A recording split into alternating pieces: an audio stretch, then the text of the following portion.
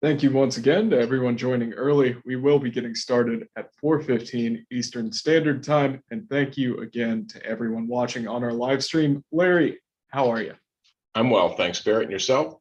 Absolutely wonderful.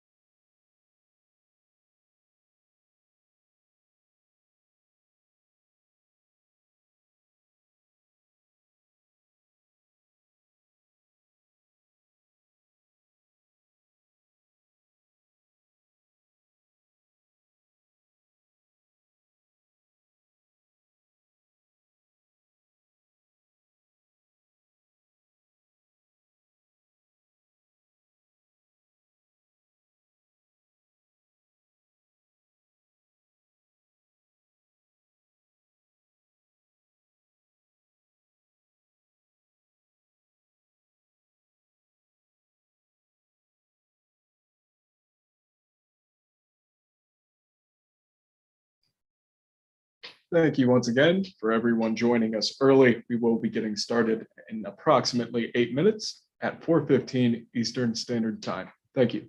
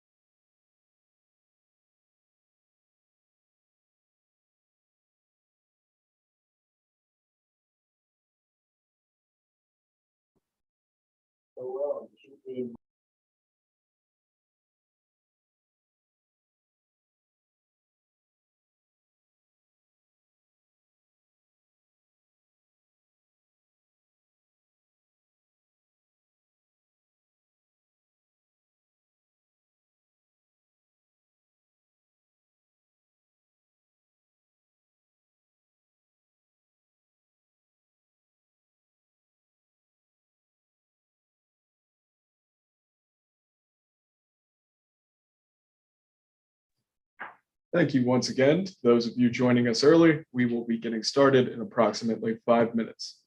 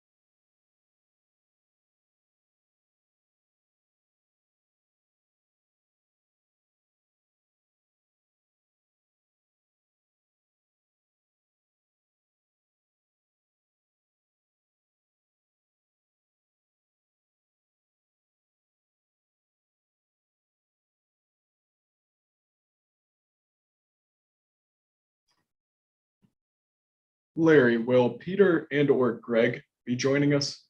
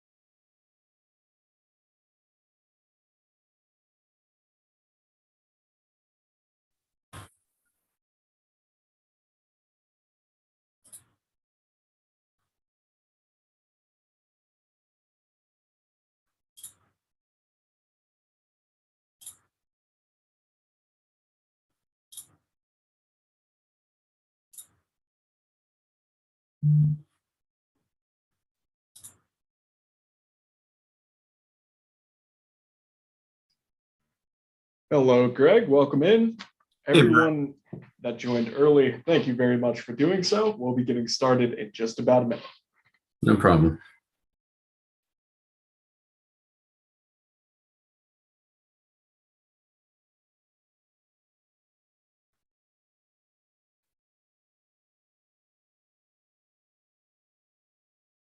Barrett, Yes, did you also send a link to Peter? yes, I did. Excellent, thank you.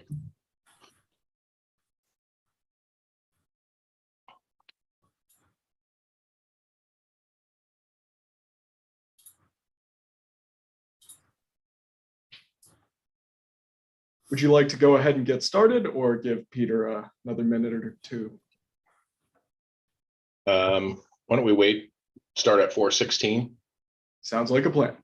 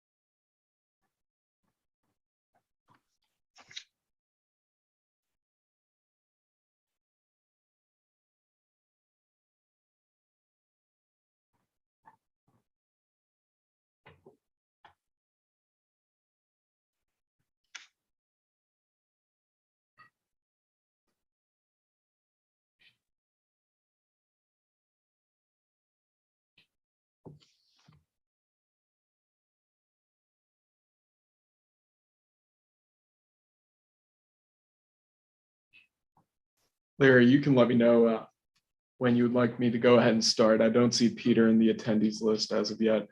Yeah, why don't we go ahead and start, and could you please send him a new link? Yes, let me go ahead and do that after I read the safe harbor statement. Thank you. Okay. Hello, this is Barrett Boone with RedChip Companies. Thank you for joining today's event with Zomedica, which trades on the New York Stock Exchange American under the ticker ZOM. With us today, we have Larry Heaton, Chief Executive Officer of Zomedica, and Greg Blair, Vice President of Business Development and Strategic Planning at Zomedica. We will begin with a brief presentation in a moment, and then we'll open up the event for Q&A. I will keep everyone's lines muted throughout the presentation. Note that users joining by computer may ask a question at any time by using the Q&A tool at the bottom of your Zoom window. Now, before we begin, allow me to read the safe harbor statement. This call may contain forward-looking statements within the meaning of the Private Securities Litigation Reform Act of 1995. All statements pertaining to future financial and/or operating results, along with other statements about future expectations, beliefs, goals, plans, or prospects expressed by management, constitute forward-looking statements. Any statements that are not historical fact should also be considered forward-looking statements. Of course, forward-looking statements involve risks and uncertainties. I will now turn the call over to Larry and Greg. Please go ahead. Thank you, Barrett, and welcome to those of you who have joined our call. If you're a Zomedica shareholder, we continue to thank you for your support. As Barrett mentioned, I'm the CEO of Zomedica. We are listed on the New York American Stock Exchange under the symbol ZOM. As Greg mentioned, there's a safe harbor statement. We encourage you to review it. I'll hit the highlights and then go in depth in some of these topics, and I'll leave some time for questions as well.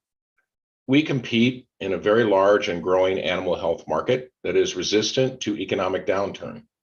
We do that by providing highly differentiated, innovative technology to veterinarians to do 5 things: improve the quality of care for the pet and the satisfaction of the pet parent, and also to positively impact the workflow, cash flow, and profitability of the practice. We've assembled a very experienced veteran management team focused on execution, as reflected in the high 70% gross margins that we've generated quarter over quarter. We have built the company over the last 19 months, primarily by acquisition, but also by organic growth. And as we do that, we look for companies that have the opportunity not just to add up to a higher sum, but rather to allow us to grow from that total. We maintain a very healthy balance sheet with almost $148 million in liquidity, cash and its equivalents, with a relatively no debt other than lease obligations and a modest cash burn of around $3 million a quarter. Today, we have 4 product lines that are on the market and 1 that will be launching over the next 30 to 50 days. It's a very large market, almost $100 billion in 2023, over $62 billion in the United States alone. And it's really grown recently at an exponential pace. During the pandemic, over 20 million Americans brought new dogs into their homes, primarily puppies. And so not only does that increase the market in terms of veterinarian visits, but also ensures that it will continue to grow as these puppies grow into dogs and need more than just annual checkups, but have to go in for additional care.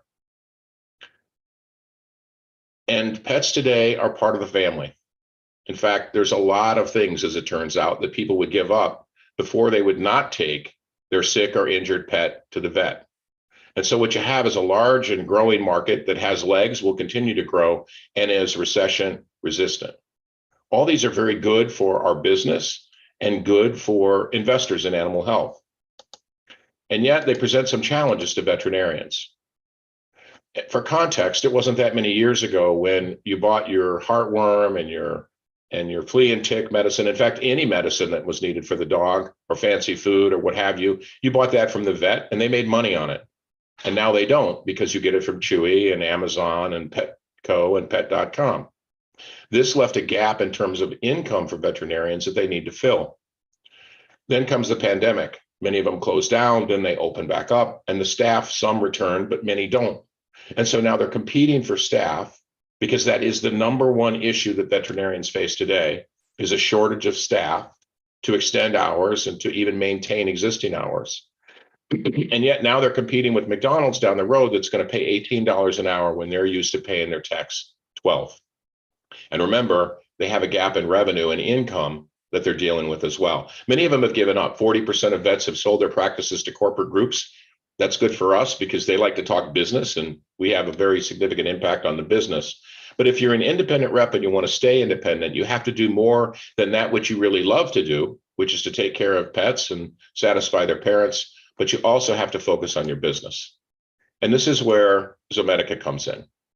Our goal is to bring innovative diagnostic and therapeutic technology to vets to help them do the things they really love to do, improve the quality of care for the pet and the satisfaction of the pet parent, but also, very importantly, to help them do the things that they really need to do, which is to have a positive impact on their workflow, their cash flow, and the profitability of their practice.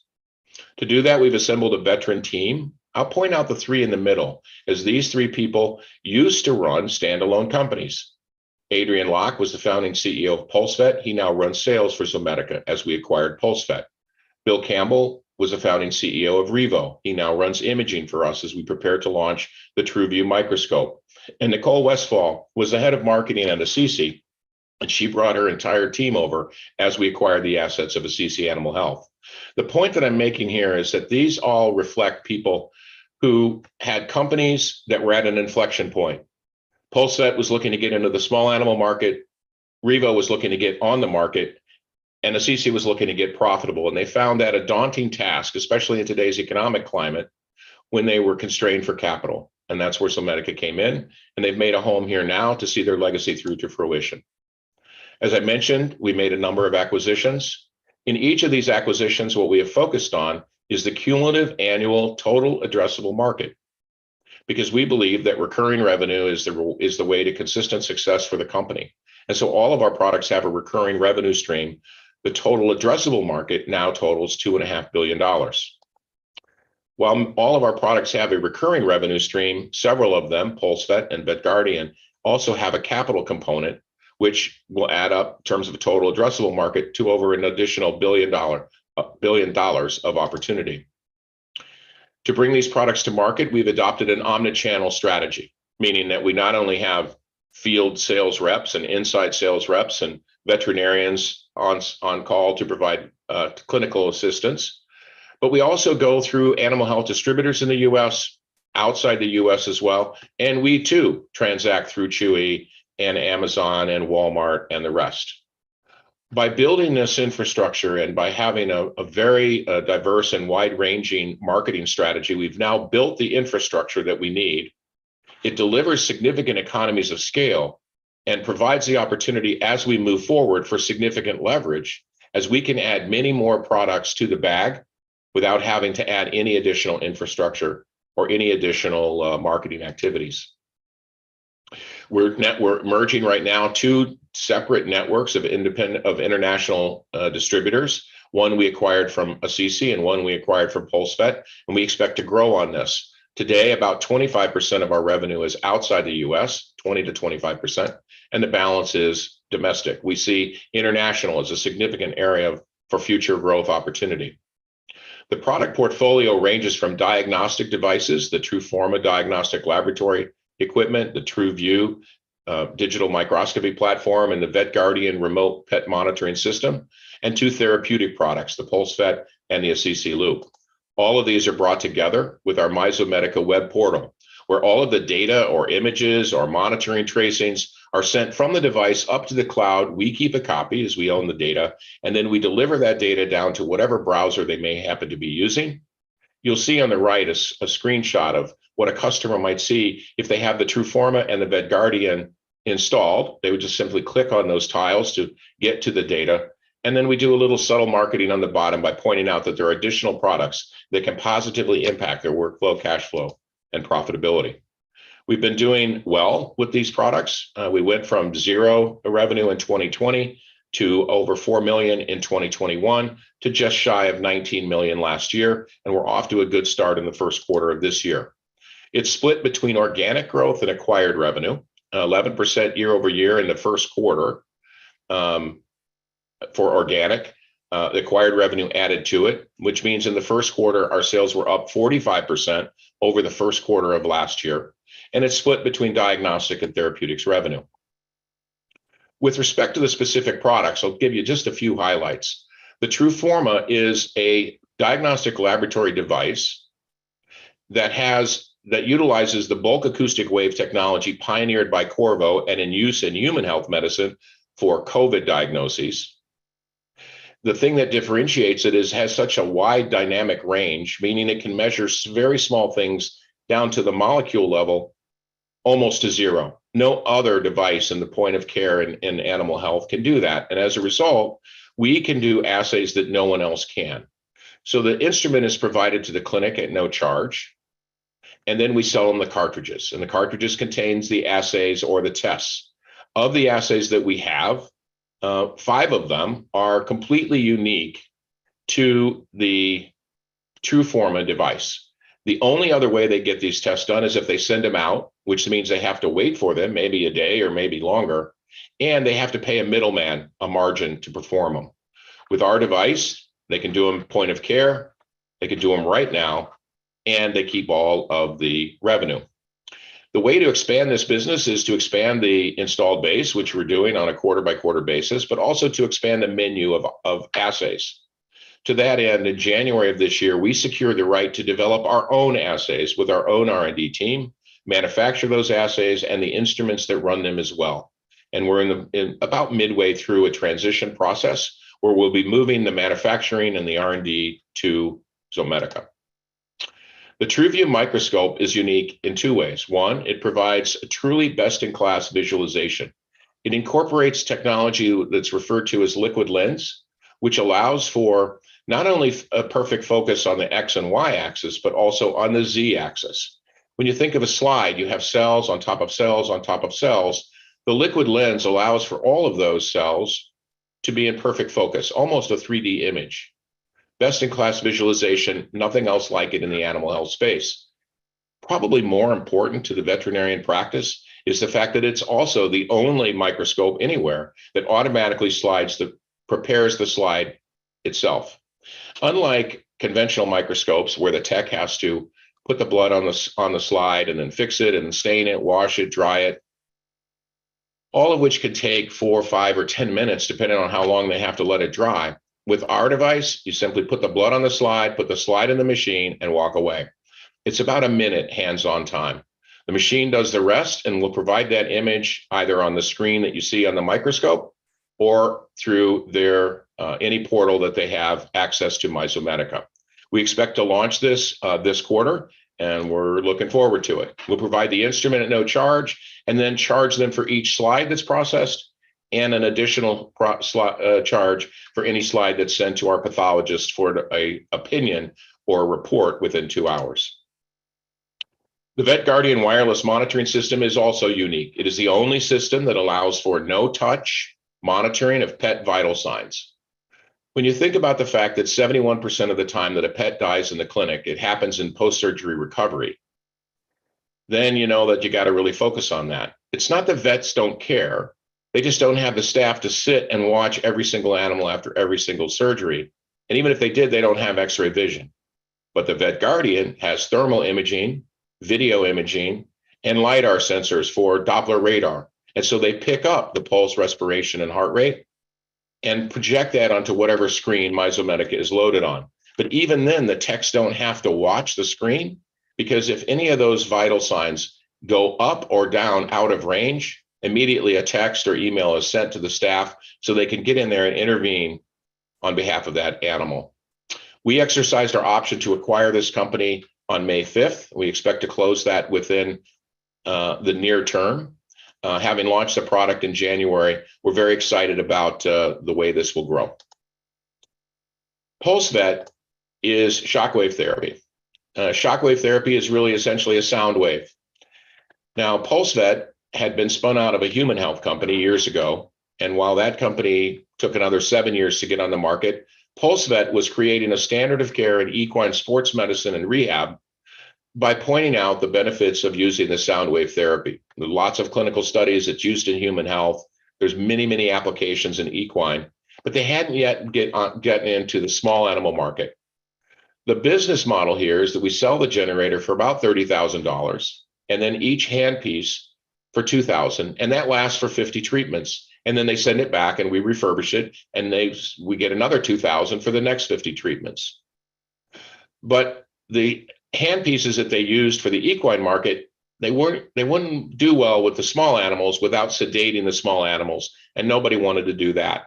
But having created a new handpiece that was perfect for small animals without the need for sedation, we acquired PulseVet. We jumped into the small animal market, which is 15 times larger than the large animal market or the equine market. And we've been growing that significantly ever since. In 2022, we had a 400% increase in sales to small animal vets. We're super excited about that. The way that it works, I'll show you. This is an animal on the left. This poor dog is walking on 3 legs. The pet parent called the tech or the vet. The vet said, bring him in. And then the tech, not the vet, they have other things to do to generate revenue. The tech spent about 15 minutes with this dog.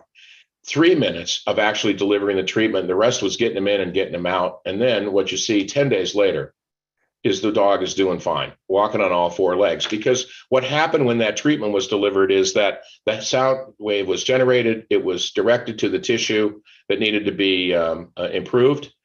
Cytokines were upregulated or increased, and that increased bone morphogenic protein for bone growth, increased blood flow, and increased neural growth as well. And so whether the vet's looking at the stack of clinical papers or they're seeing with their own eyes that the improvement in the animal, Shockwave has really grown well in the equine market, and we expect to continue to do that in the small animal market. The final product we have on the market is the Assisi Loop. This is a little bit different kind of a wave. It's a targeted pulse electromagnetic field wave that generates an increase in endothelial nitric oxide, which in turn reduces inflammation and pain. This is sold in the form of a loop to the vet for around $200. They turn around and sell it to the pet parent for $300. They make a nice margin. They send it home with the vet. In other words, they send the healing home, and they involve the pet parent in that process, which they really like. Not only do we acquire this nice product, but we also got an existing customer base of around 4,000 veterinarian customers, which makes it really easy for our reps to go in and say, great that you're using the Assisi Loop to send the healing home. What are you doing here in the clinic? Let's talk about PulseVet. So we see synergies from that as well. We're not done. We still have a very healthy balance sheet, nearly 148 million in liquidity, cash and its equivalents as of the end of last quarter, to fund both organic and growth by acquisition. And there's no shortage of opportunities out there. There are human health companies that could use capital by spinning off their technology to us for the animal health market.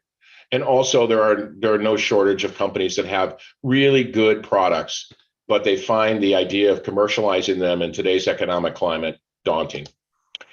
And so a word about our finances. We have a very strong, as I mentioned, balance sheet, about $148 million in liquidity. We have essentially no debt other than lease obligations, and we're burning around $3 million a quarter. Having said that, our OpEx is highly leverageable. I would point out that if I were looking at this, I would think that the OpEx of 11.3 million is pretty high, and I wouldn't be wrong. On the other hand, if you exclude those items that are non-cash, first, if you exclude those items that are one-off, like the $600,000 in the quarter that we spent on acquisition-related expenses that are not recurring. And in addition, if you look at the non-cash, the non-cash stock compensation, you bring down our non-GAAP adjusted EBITDA to around a loss of around 3.5 million. And so if you annualize that, you could see that we're not, with 70% gross margins, we're not that far off from seeing cash flow positive and profitable status in the quarters to come.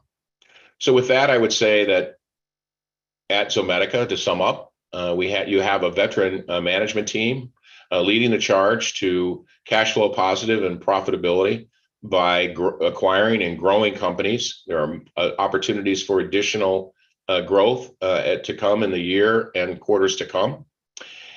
And now might be a good time to consider taking a position with a stock price of around 20 cents, 21 cents, a market cap of around $200 million versus a cash on hand or cash and equivalents on hand of nearly 148. Now might be a good time to take a look.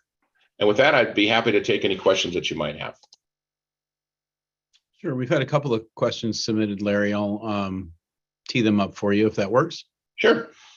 Right. Okay, first one. I do suggest that I'm sorry. It seems like you were already going to read out the questions. The only reason I ask is because the other attendees cannot see other attendees' questions. Got it. Thank you. Which of these product lines, VetGuardian, Truforma, Assisi, and I would throw in the TruView, do you foresee having the largest growth in the second half? Well, so VetGuardian, we just launched it in January. We launched it on a limited basis just through our direct sales force to gain some experience with ourselves and confirm our decision to acquire the company. But this quarter, we're also rolling it out to animal health distributors in the US. We've already signed up 3 that'll be stocking the product in the near term. And so we expect that now with many more feet on the street selling it, we should see rapid growth from a base of 0. Similarly, we'll be launching TruView, and we expect this product to go like hotcakes, frankly. The opportunity to acquire the device with best-in-class visualization with no capital required up front, instead paying a charge on a per slide basis, access to a pathologist that could get him a report in 2 hours. We think that this is really going to take off as well. Assisi, we think, will be nice, stable growth as we move forward. And Truforma, Truforma will continue to grow. It's had some very nice percentage increases. It's off of a low base, but very nice percentage increases. The key there is to continue to grow the installed base, but also to expand the menu of assays that we offer. So I don't know. I think it's going to be, and not to mention PulseVet. PulseVet is continuing to impress us with its ability to penetrate in the small animal market. So I guess it's going to be kind of head to head with TruView and VetGuardian, because they're both new into the marketplace. Truforma might kid us all or fool us all and have the highest percentage increase, but PulseVet will be right there with them. Thanks, Larry. Kind of an additional question from a different anonymous attendee, but it builds on the answer that you just gave around Truforma. Do you care to comment on which assays need to be developed or commercialized for there to be the most traction for Truforma? Sure. I think we've got a couple of them coming this year, right? So today we have 6 assays on 5 cartridges. We have a complete panel for adrenal disease and a complete panel for thyroid, which means if your dog comes in and has some symptoms and the vet thinks, hey, you know what, that could be adrenal or that could be thyroid, then they do our tests.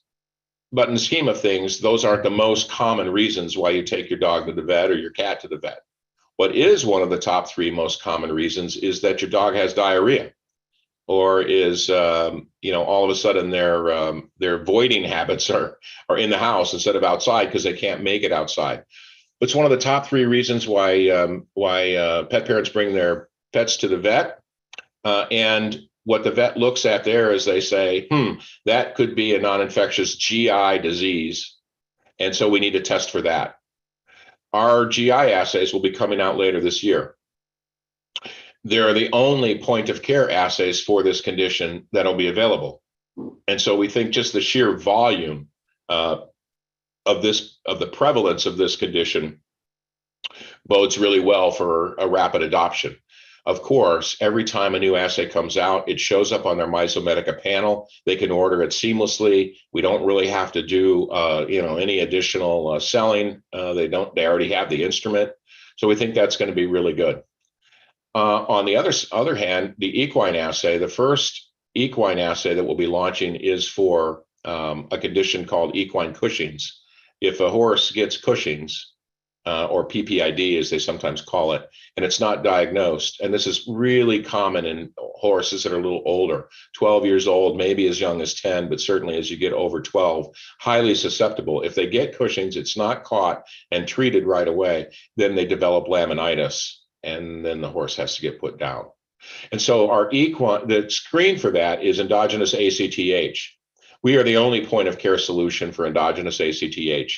To send it out, you have to go to an academic medical center, which is okay. But remember, the horse is in their own stall. The vet goes to them.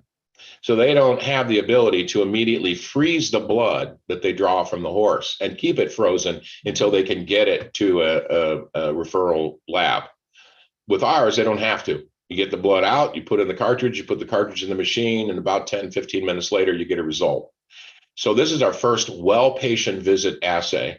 And we think it's going to be very well received by horse owners who have, a lot of money invested in their horses. And if they're older, they've got a lot of love in there too, as well as veterinarians, equine vets that would really love to prevent the problem from occurring in the first place.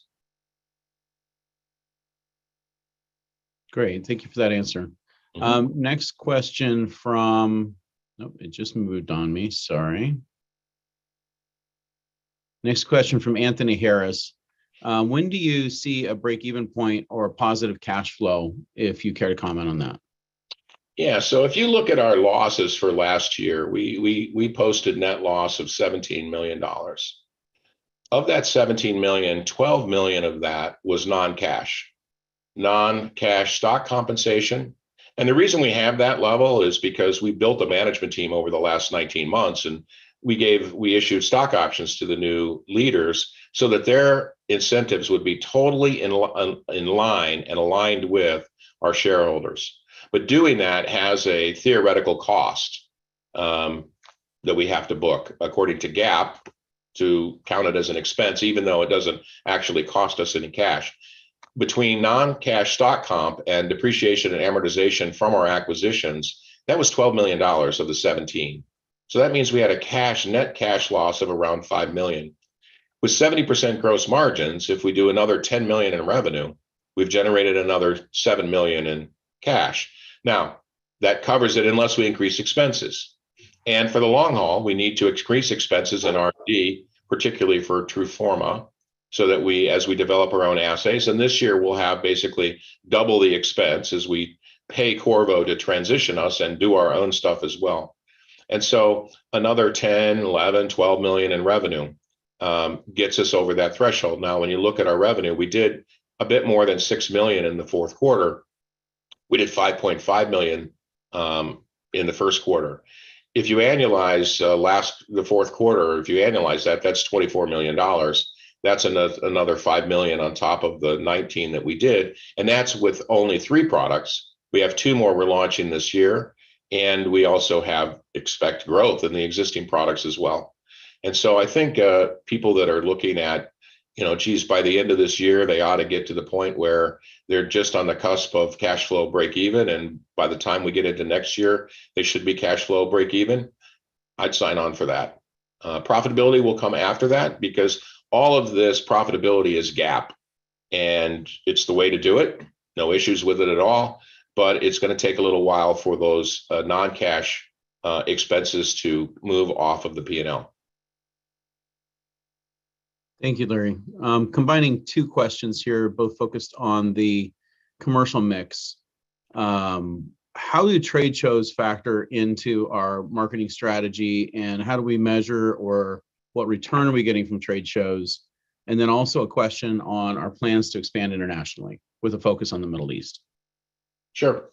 So first, with respect to international expansion, we expect to. In fact, we just not too long ago, I think within the last 3 months or so, signed a new agreement with a Middle East distributor that is headquartered, I think, in Dubai or the UAE. I'm not quite sure. So we know that there's a lot of interest in horses there, especially competition horses. And so our products are currently sold there, but we have a more robust effort underway. We also did a deal with a company called Grovet to handle all of Europe equine sales. So, and we're expanding into South America. So we see significant opportunity there. With respect to, what was the first part of the question? The trade show, Trade show component of the marketing mix. Trade shows. A lot of times at trade shows, people go and just kind of look around and they get educated about products, and that's good. In the animal health space, though, when veterinarians go to trade shows, they take their checkbooks. They actually look at it as shopping. We do a lot of transactions at trade shows. In fact, in the equine market, for example, we sell as many pulse-fed systems at their big trade show in the fourth quarter as we do in some entire quarters. It's just because their buying cycle is set that way. That's their big show of the year. There's also some tax incentives that at the end of the year they take advantage of, but people come to buy. I was at a trade show when we first launched the VetGuardian, and I was very interested in how it was going. So I'm standing by the booth and I'm watching as this woman was being pitched the VetGuardian, and then she abruptly turned and walked away. And I said to the product manager who was manning the booth, I said, what'd you say? What happened there? And he said, I don't know. And then a minute later, here comes that woman back with another woman arm in arm. I stepped away, and the product manager talked to the ladies, and the second woman pulled her pocketbook out, pulled a credit card out, and swiped it and bought a VetGuardian device. And we charge $4,500 for those, so it's not this isn't a $1.99 thing. You don't even think about it. It's it's $4,500. And so I asked the product manager, what was that? And he said, well, the first lady was a tech, and the second lady was the veterinarian she works for. And that vet has that technician come in every night at midnight from home to get the vital signs for the pets that are there overnight. And now she won't have to do that. She don't even have to stay awake as long as a text message will wake her up in the middle of the night. And so we do a lot of transactions at trade shows. And the other thing is, while we go to 80, 90 trade shows a year, we call them trade shows, but some of them are not big conventions, right? There's several big shows that we invest heavily in. And then there's a whole lot of small society, state veterinary medical association meetings where we send a local rep and they set up a table, not a lot of expense, and yet we still get exposure. And then a number of those events are basically oriented towards pet parents or I guess horse owners. I guess they're pet parents too, where it's the events where the performance dogs are diving off of docks or the horses are going around barrels or what have you. And in those cases, we're educating the parents or the owners of the technology so that they in turn can go to the vet and say, hey, do you do this? If not, can you call Zomedica and get the ability to do it? So it's a very significant part of our marketing strategy overall, and generates a whole lot of leads and a lot of sales to boot. Great, thank you for that. Next question that came in is on the effect of intellectual property expiry and how that we feel that will impact our growth if we have any concerns around that. So several of our products are, really new into the marketplace, like VetGuardian, like the TrueView microscope, and we believe that the IP there is going to stand us well in good stead for many years to come. The TrueForma IP is managed by Corvo. The BOSS sensor is the crown jewel of their technology portfolio. It's protected by, I don't know, think like 60 or 70 patents. And so they're very, very rigorous about maintaining that protection. With respect to PulseVet, the IP there is always being refreshed. And so while we might not, while the original patent might have a life that will expire at a certain point, we refresh that IP along the way by adding additional features and functionalities. And so you might be able to get close, but you won't be able to replicate. I should say that in all of our products, we really don't have any competition, true competition like technology for like technology, with the exception now of the microscope, and there it's highly differentiated. And I guess the final thing I would say is that, it's really not the intellectual property as much as it is what you do with it. And in our case, we're present in the marketplace. We are establishing not only in many cases a first mover status, but really entrenching ourselves, not just because customers have the product, but because we continue to support it, additional clinical data, and so on. Great. And then combining a couple again, we had a few questions on our capital structure strategy and whether we would consider reverse splits or stock buybacks. So I think both a reverse split and a stock buyback have merits. They also basically represent significant opportunity for pitfalls.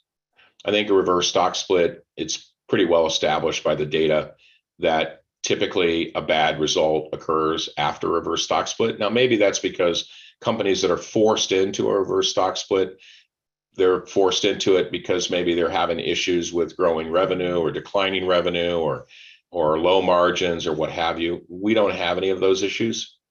But on the other hand, I think the data is there such that I would doubt that we would get support from our shareholders. We require 2/3 majority of our shareholders to support such a move. I doubt whether we would get support, and we have no plans to do a reverse stock split anytime soon. Once we get to profitability, maybe we'll revisit it. But at this point, we look to grow the stock price the old-fashioned way by continuing to deliver value to our shareholders, increasing revenue, high margins, and ultimately cash flow break even, positive, and then profitability. With respect to a stock buyback, I think anybody in this economy today would recognize that it would be prudent for a company to hold on to its capital. Not so much because we think we need it for our operating expenses. As I mentioned, we're only burning about $3 million a quarter, but just as much because there's opportunities out there that may require cash. And I believe that the best way to build shareholder value with that cash is not to buy back our own stock, but to acquire assets that we can turn around and generate meaningful returns for those investors. Having said that, once we get to profitability, we'll revisit it. It is a topic of conversation at our board meetings on a quarterly basis. And then question that just came in from an anonymous attendee. Maybe this is a good way to close. Does the market value your shares correctly? And do you believe they're undervalued? So I think the valuation of shares is a function of the market. And so, I think whatever the market says is the reality that we deal with. I personally believe the shares are undervalued. They're certainly under book value of the company, and they're pretty close to cash. If we had, and the reason I think that that's unusual is that over the last 19 months or a little bit longer, we went from no revenue in 2020 to $4 million in revenue in 2021 and almost $19 million in 2022 with a bullet, right? And great opportunities for growth going forward. We went from one product on the market, barely on the market 19 months ago, to 4 on the market today. And by the end of the quarter, will be 5 product platforms on the market. The point I'm trying to make is what we have done with the cash is do much more than just spend it. We've invested it, and that those investments have repaid themselves in terms of increasing revenue as we move forward. So to be valued close to cash when the cash in our hands has proven to be something that will generate value seems to me to be undervaluing the stock. But again, I leave the market to the market. Thank you, Larry and Greg. I suppose we'll go ahead and wrap up there. For more information on Zomedica, reach RedChip at 1-800-RedChip. You may also use RedChip's landing page for Zomedica, zomedicainfo.com. Please also visit Zomedica's website, zomedica.com. Thanks again to our many participants on today's call, and thank you very much, Larry and Greg. Thanks, Barry. Thanks, Greg.